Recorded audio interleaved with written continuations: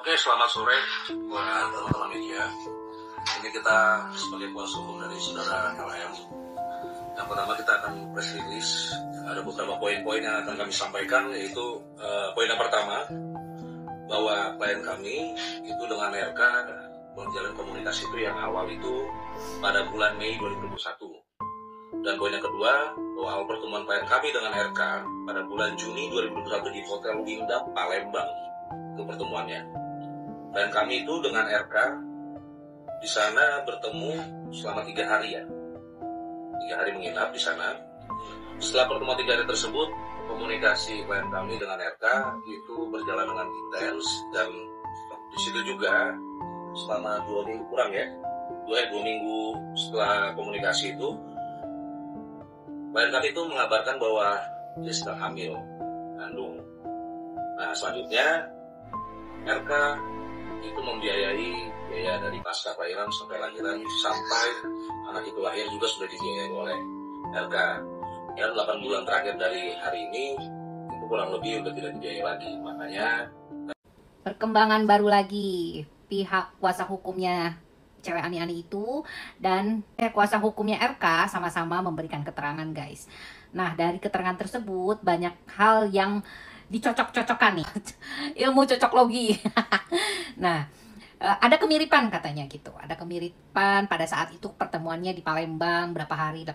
Misal nih guys, misal kalau memang iya terjadi ada pertemuan dan masuk di sebuah ruangan ya kan, lalu terjadi ya mau sekali kek, bisa aja jadi hamil guys gitu, bisa itu. Cuma ya kan selama 3 hari katanya dia berturut-turut atau gimana, kan kita nggak jelas kan di sana. Tapi berdasarkan keterangan masa kerja pada saat RK dalam kunjungan kerja itu 3 hari, dan si perempuan itu juga 3 hari katanya gitu. Pejabat-pejabat hal kayak gini tuh menurut saya sih nggak asing gitu loh guys. Cuma kan memang harus dibuktikan kebenarannya. Jangan sampai menyakiti hati siapapun, terutama istri dan keluarganya Pak RK gitu loh. Karena bagaimanapun juga kita semua kan menaruh rasa simpati yang luar biasa ya terhadap istrinya, keluarganya barangkali begitu sakit gitu ya, mendengar berita seperti ini udah kayak geledek aja gitu. Nah, perempuan itu udah jelas-jelas memang kerjaannya Ani-Ani ya seperti itu ya kan, merusak hubungan rumah tangga. Semakin terusak semakin bahagia dia gitu loh. Ada rasa adrenalin dalam orang-orang seperti itu ya guys. Memang dia terlahir dari orang yang mempunyai adrenalin untuk berselingkuh guys, atau untuk merebut suami orang. Itu ada guys. Jadi dalam psikologi itu ada jiwa orang yang memang mempunyai adrenalin untuk merebut hak orang lain, itu ada gitu loh ya. Jadi memang gangguan psikologis bisa juga termasuk begitu gitu loh. Karena apa? Ini bukan diagnosa ya, tapi ini analisis ya guys, bukan diagnosis. Ini analisis. Dalam jurnal pun ada, apabila ada orang melakukan sebuah perselingkuhan, itu ada dalam jiwa seseorang itu tumbuh adrenalin, sensasi untuk merebut atau memiliki punya orang, terus ada rasa kepuasan dan sebagainya, itu ada guys gitu loh.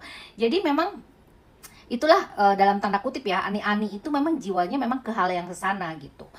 Ya kalau dalam perselingkuhan dua-duanya salah gitu, yang jelas itu salah. Kemarin tuh waktu pas saya bikin VT kemarin, ya dua-duanya salah ya, jelas lah namanya orang selingkuh. Kalau tidak ada interaksi antara keduanya ya nggak bakalan terjadilah perselingkuhan itu, ya kan? Cuma yang menitik beratkan adalah si perempuan itu, kan udah jelas laki-laki tersebut mempunyai keluarga dan istri dan anak gitu ya. Menurut saya sudahlah, jangan dikasih panggung lah, jangan diperbesar lagi pada berbunculan tuh Ani-Ani, nggak suka kan gitu loh. Jadi ini juga merusak mental, jangan jadi pengesahan gitu loh, bahwa ini menormalisasi bahwa seorang Ani-Ani menuntut haknya gitu. Lucu loh gitu loh. Dalam sisi agama pun juga nggak boleh, apalagi dalam sisi psikologi gitu loh. Dalam sisi psikologi juga interaksi kedua belah pihak itu tetap tidak dibenarkan gitu loh. Yang namanya perselingkuhan itu tetap tidak dibenarkan guys gitu ya. Mau katanya dibilang harus introspeksi lah istrinya, tidak ada begitulah, nggak bakalan ada kayak begitu kalau memang keduanya, antara dua orang insan tersebut melakukan hal-hal yang memang di luar batas kenormalan. Yang ada adalah nafsu gitu loh guys, bener nggak? Nafsu gitu. Jadi ya sudahlah, saya sih kita kawal terus aja, tapi jangan kasih panggung ya tuh Ani-Ani ya. Aku nggak suka lah gitu. Jangan sampai hal ini menjadi normalisasi gitu loh. Masa Ani menuntut haknya buat anaknya katanya. Ya belum tentu anaknya itu anak RK, ya kan? Nah, jadi jangan salahkan juga netizen. Netizen banyak menyalahkan Ani tersebut. Ya siapa tahu di dalam luar sana dia juga pernah melakukan hal-hal yang sama terhadap laki-laki lain, kan kita nggak tahu, bener nggak? Nah, ini bukan sebuah tuduhan, tapi praduga tak bersalah gitu loh. Hal tersebut ya banyak diprediksikan sama orang-orang, terutama netizen gitu. Bener gak sih? Ya udahlah ya. Intinya guys, aku tuh lagi sakit guys nih, lihat tuh kedinginan gitu rasanya. Oke, gitu aja ya guys ya. Mudah-mudahan kita semua diberikan akal dan pikiran yang waras ya guys. Jangan sampai ya kayak gini-gini lah, pusing. Ya gak sih? Salam, Rita Gading.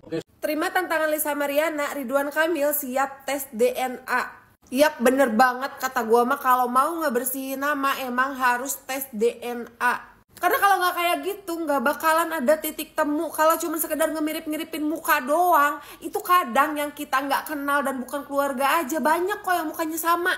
Terus kalau misalkan nanti hasil DNA-nya itu ini beneran anaknya RK, ya minimal si Mbak Lisa ini berarti kan nggak bohong. Ya meskipun mau bener mau enggak juga nggak ada untungnya juga sih. Secara kan kalau enong-enong itu berarti kan bukan istri sah. Halo para istri sah, kalau kau mau menghajar cewek selingkuhan suamimu, caranya adalah bikin deal rahasia dengan suami kamu. Hei suami kamu, jangan marah ya, aku laporin kau ke polisi dengan si cewek itu, agar kalian berdua tersangka. Nanti sesudah dia nyerah, aku cabut laporannya. Jadi hilang sudah rasa percaya diri dari si cewek, keluarganya malu, dan suami kamu bebas dari tuduhan. Dan yang paling utama, warisan kamu aman. Karena kalau anak itu diakui sebagai anak, kalau dilakukan tes DNA, menurut Mahkamah Konstitusi, anak luar nikah yang tes DNA-nya terbukti ayah biologis dan si bapak berhak warisan. Sama haknya dengan anakmu yang lain yang sah. Jadi lindungi warisanmu, lindungi suamimu, dan hajar sainganmu. Untuk istri saya. Besti, aku sambil ngangon budak ya, sebagai bagian daripada modus untuk menceritakan si Mas Broto. Ini adalah part 2 yang belum tahu ceritanya di part 1. Tonton dulu part 1, nanti nggak nyambung sama aku ya ceritanya. Jadi setelah transaksi selesai ya, si Mas Broto pulanglah bersama. Kok pulanglah bersama? Si Mas Broto dan Mawar pulanglah ke kota masing-masing ya. Karunya ya budaknya dijadikan cameo, aing malah khawatir. Jadi kemudian setelah mereka pulang, iya runut tanya, hayang lieur atuh sabari mau budak. Ieu mah ngagibah teh sabari mau budak riweuh. Jadi setelah si Mas Broto sama Mawar kembali ke kota masing-masing. FYI ya, jadi for your information, Mas Broto itu bukan orang Medan ya. Mas Broto itu orang dari daerah Jawa Barat gitu ya. Sementara Mawar itu walaupun dia orang Bangka tapi dia tinggalnya di Jakarta gitu. Nah, berjalannya waktu Mas Broto tiba-tiba kepikiran, apakah dayang ini hanya akan melayaniku sehari cenah, atau kusimpan saja. Ternyata si Mas Broto itu berpikiran bahwa sebaiknya kusimpan saja cenah, dibanding aku membayar setiap kali bertemu sehingga harganya jadi mahal gitu ya. Jadi kalau disimpan itu berarti dia akan cukup memberikan bulanan. Ngaliwat aya wae cenah. Geus puguh aing teh kenal ya. Jadi tuh, tapi kemana tadi liar aing mah.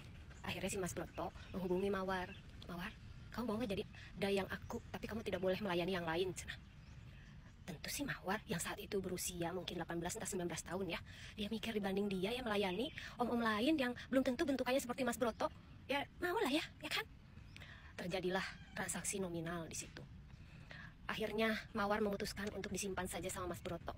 Tapi Mas Broto kemudian bukan hanya memberikan bulanan, tapi juga sebuah rumah di daerah Tangerang dan sebuah unit mobil Honda. Gitu cenah. Kelanjutannya nanti aja part 3 ya, karena ini hareudang panas menterang ieu teh tuh ya budak yang itu saambekan wae. Ya, panas menterang ieu teh. Oke, dilanjutkeun deui. Oke? Ya, segitu dulu ya yang belum. Kuasa hukum sebut Lisa Mariana hamil usai bertemu dengan Ridwan Kamil di Hotel Palembang. Selebgram Lisa Mariana mengaku hamil setelah bertemu dengan Ridwan Kamil di Hotel Wyndham Palembang selama 3 hari pada Juni 2021. Kuasa hukum Lisa, Daniel Nababan, menjelaskan bahwa pertemuan tersebut diikuti dengan komunikasi intens antara kliennya dengan Ridwan Kamil. Lisa Mariana dan Ridwan Kamil pertama kali bertemu pada Mei 2021. Kemudian Daniel menyatakan bahwa pertemuan selanjutnya yakni di hotel berlangsung pada Juni 2021. Setelah pertemuan tersebut, 2 minggu kemudian Lisa mengabarkan ke Ridwan Kamil bahwa dia hamil.